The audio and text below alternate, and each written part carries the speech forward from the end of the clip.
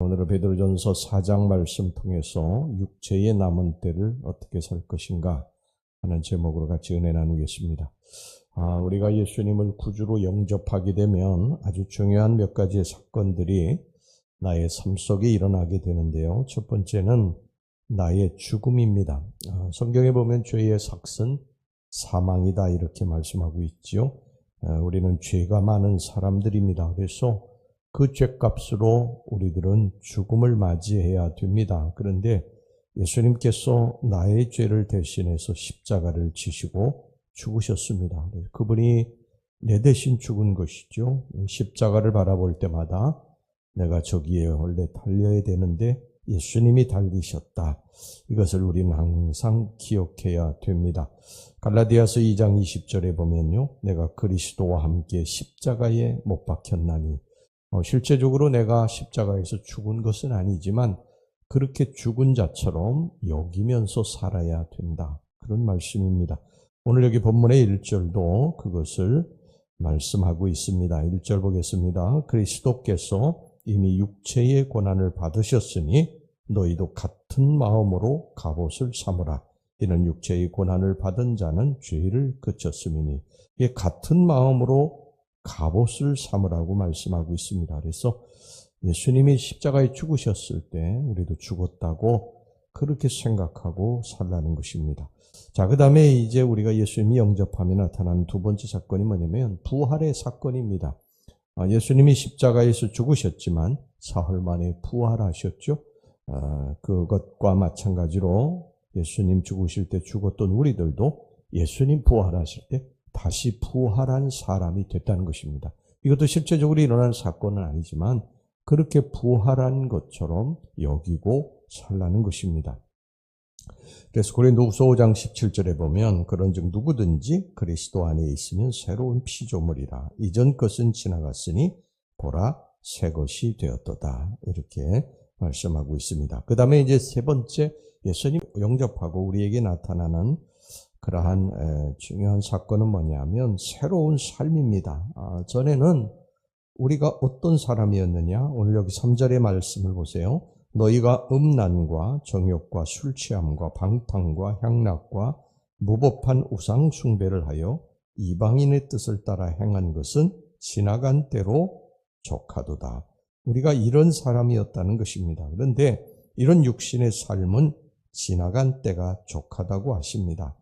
옛날에 지나간 때에 우리의 지난날의 삶을 보면 얼마나 하나님 앞에 많은 죄를 짓고 살았습니까? 얼마나 많은 육신을 쫓는 정욕을 쫓는 생활을 하면 살았어요. 근데 그 죄값을 받아야 되는데 그 죄의 값을 예수님이 대신 받으셨습니다. 용서해 주신 것이죠. 그러면서 권고하시는 것이 너희들이 과거에 지었던 음란, 정욕, 술 취함, 방탕, 향락, 우상 숭배 이 모든 것이 지나간 때가 족하도다.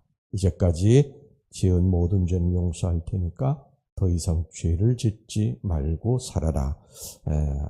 우리 하나님께서 그렇게 말씀을 하고 있습니다. 오늘 여기 2절 보겠습니다. 그 후로는 다시 사람의 정욕을 따르지 않고 하나님의 뜻을 따라 육체의 남은 때를 살게 하려 함이라. 하나님의 뜻을 쫓아 살라고 말씀을 하고 있습니다. 자, 이제 육체의 남은 때를 어떻게 살 것인가 하는 것을 오늘 이 본문의 말씀을 통해서 좀 살펴봅니다. 첫째는 7절 말씀 보겠습니다. 7절 말씀, 만물의 마지막이 가까이 왔으니 그러므로 너희는 정신을 차리고 근신하여 기도하라. 첫 번째는 육체의 남은 때에 정신을 차리고 기도하며 살아야 된다는 것입니다. 여러분, 기도라고 하는 게 뭡니까? 기도라고 하는 것은 하나님을 의지하는 행위입니다. 기도는 하나님을 믿기 때문에, 의지하기 때문에 하는 것입니다. 기도하지 않는 사람은 내 인생을 내가 주인으로 생각하고 사는 사람이고요. 기도하는 사람은 내 인생의 주인은 하나님이시다. 그래서 하나님을 의지하고 사는 사람인 것입니다. 이제까지는 죄짓고 하나님을 의지하지 않고 내 마음대로 살았다면 이제부터 남은 육체의 삶은 하나님을 의지하고 기도의 삶을 살아가시기를 바랍니다. 그 다음에 두 번째 8절 말씀, 육체의 남은 때를 어떻게 살아야 되느냐? 무엇보다도 뜨겁게 서로 사랑할지니 사랑은 허다한 죄를 덮느니라. 육체의 남은 때를 너희들 사랑하며 살아라. 이렇게 우리 예수님 말씀하십니다.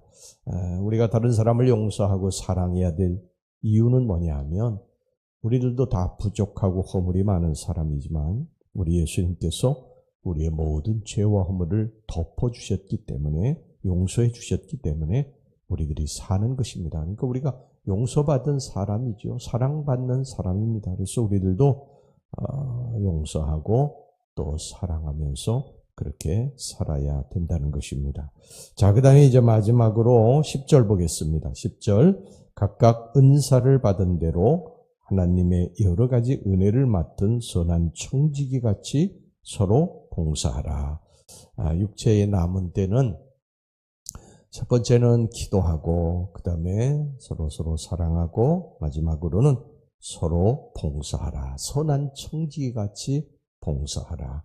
여러분 청지기라고 하는 게 뭡니까? 청지기는 그 집의 주인이 아니죠. 그 집의 재산을 관리하고 또 집안 전체의 일을 맡아서 관리하는 일종의 하인입니다. 이게 종이 주인 행사를 하는 경우가 있었어요. 성경에도 보면. 그런데 그것을 이제 주인이 알게 되면 이 청지기를 해고시키는 것입니다. 우리는 성경에 보면 청지기라고 말씀하고 있어요. 그러니까 우리가 주인이 아닙니다.